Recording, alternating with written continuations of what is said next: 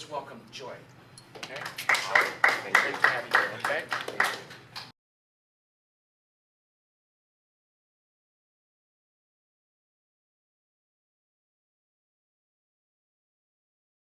The point that I'm going to try to drive across today is that creatively, for anything you want to do in your life, in your business, with advertising, with sport, we need to get to a point in which we can start living for ideals instead of living for titles and positions.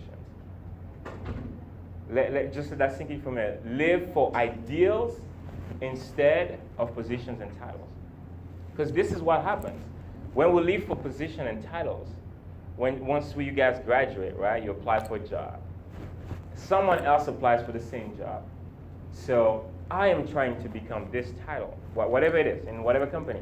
He's trying to become the same exact job, whatever company, whatever title it is. And so we're trying to fight to own this thing, this position that once we get it defines us.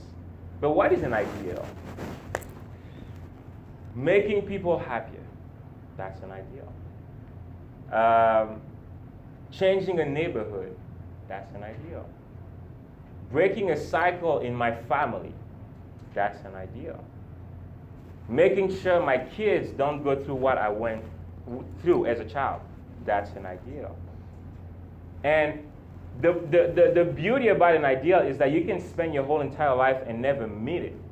But you can live your whole entire life going after it. And that's what drives the most creative and successful people out there. The mind shift that happens when you start living for the ideal instead of a title is that when you graduate out of here, instead of, I'm going to get this job before he does, you stop trying to fight people who are going after the same thing as you, but you start trying to connect with people who are going after the same ideal as you, right? Because an ideal is way bigger than a position. It's hard. Like, if your ideal is to change the history of your family, for example, there's been, like, I don't know, lack, poverty, whatever, and you want to break it moving forward, that's huge. And so understanding that is huge, when someone comes along the way with a skill, a personality, some level of creativity, and you see in them that they are also living for that same ideal, you don't fight them. No, you connect with them. Because you know both of you are moving in the same direction. But when I'm fighting for this position that I want to own, and this person fighting, I'm going to fight him. Because one of us is going to get it, one of us is not going to get it.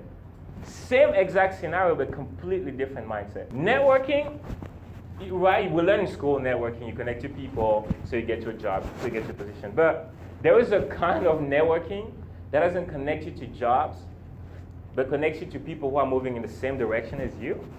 And that kind of networking is what every single day is making someone the new big thing out there, the new big actor, whatever, you know. And I think the point I'm trying to drive across is that every single one of you guys here, no matter what it is you're trying to accomplish, you actually can. Like, literally, you actually can do it. But the question is, if you think you're going to do it alone, whew, I am so sorry to tell you, you won't. And as sad as that might sound, as depressing as that might sound, that's something you need to get used to. Because I hope I don't sound critical against the school system or anything. We have a whole school system that's designed against making people compete with each other, right? Like, I need to get the best grades because, you know, I need to do better than this person. And that's why I love classes like this, like the style of Rexter, trying to get people together, brainstorm together, work on projects together. Out there, the problems that we're now facing as a generation, that this country is now facing, if you think you're going to walk out there and solve them alone, or you think you're going to walk out there with your dream, right, and live it out, like on your own, just walking and living your dream, without connecting with someone else's dream, and connecting with someone else's dream, and connecting with someone else's dream, it's not going to happen. And you're going to be disappointed. You're going to think you're not good enough. But the problem all along is that you only have a part of something. You need to find the other part and connect it to it. There's a study that was made by MIT, Massachusetts Institute of Technology, that covered, well, there were two of them. One of them was made with over 3,000 executives over the course of 6 years that basically was trying to analyze what was one of the biggest attributes that was attached to creativity and innovation. And you know what it was? Associating. Which is basically the cognitive skill of being able to connect dots when most people cannot see the connection, or to find patterns when most people cannot see them. Some of you were here in the beginning, heard everything I've been doing, and all that was between the last year, by the way, since I graduated. So all those things have happened within that year, and that was a very fast briefing over all of it. So I've been doing all these things, and every time I meet with former friends, people ask me, what do you do, Joy? You know, like, what do you do? Right? Like, I can tell them I'm a dancer, but that doesn't capture it, right? I can tell them I'm a choreographer, but that doesn't capture it. I can tell them I'm an actor, but it doesn't. I can tell them I'm a director. I'm an entrepreneur, a businessman. And for a very long time, that bugged me, because when I asked them, it was pretty clear. Like, I do this at this company, you know, like I'm doing this for this. I'm doing this. And it was a clear establishment of what they did. And I just felt like, man, maybe I'm wasting time. You know, I'm just spreading myself thin, doing all those things that are cool, awesome, that I love to do, but I can't, it's like I haven't found the thing yet that I can identify myself with. And it's not until after I started meeting all these people and really understanding and changing my mindset that I realized that even without realizing it, I had already started living for an ideal and not for a position. For me personally, my ideal, I want to live a life that uplifts, entertain, and motivate people. And I want to use art to make people happier. Period. That's what I want to live for. And once I realized that, when someone asks me what I'm doing, that's what I tell them. I am using my life to entertain, uplift, inspire, and motivate people, and I try to use my art to make people happier. Until this day, it's weird. Like, when you tell you, like, what do you mean? Like, what do you do? I'm asking, you know, your job, but it doesn't matter what I'm doing. It's just a means to an end. Whether today I'm directing a short film, or today I am I'm speaking at a conference, or today I'm acting, or today I'm dancing, or today I'm writing a show, or today I'm writing a book. It doesn't matter. That's just a means to an end. And the end is the ideal that I set for myself. And that position is just a means to an end. I may be doing it for 2 months, for 3 years, but it doesn't define me. And as small of a switch that could be in your mind, that can literally change your whole life.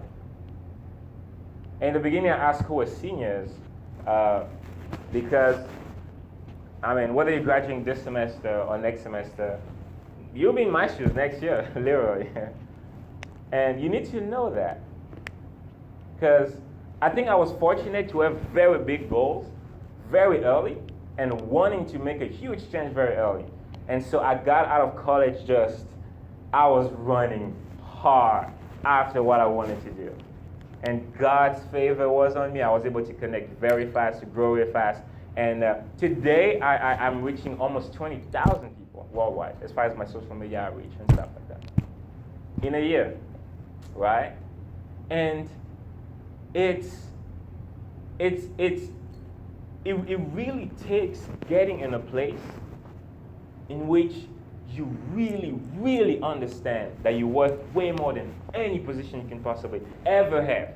You can be the highest paid person in Apple or whatever, but understanding that you're still worth way more than that specific position, and understanding that you can live for something higher than that, until that becomes something you accept and want to go after, you're going to spend your whole life trying to be creative about your craft, business, relationships, life overall, and you're going to keep failing. Because you're only given such a load, right? A big load, but it's a part of it. You need to find something to connect it with. I'm going to share a tale with you. A tale? Yes, a tale. Still learning English. But it's an Indian tale of the white-winged escape. And basically this tale goes something like this. The white-wing was a bird, a beautiful white bird. And one day he was just flying around in the village, in India. And he saw a hunter, who was setting up traps. And he was putting a net out.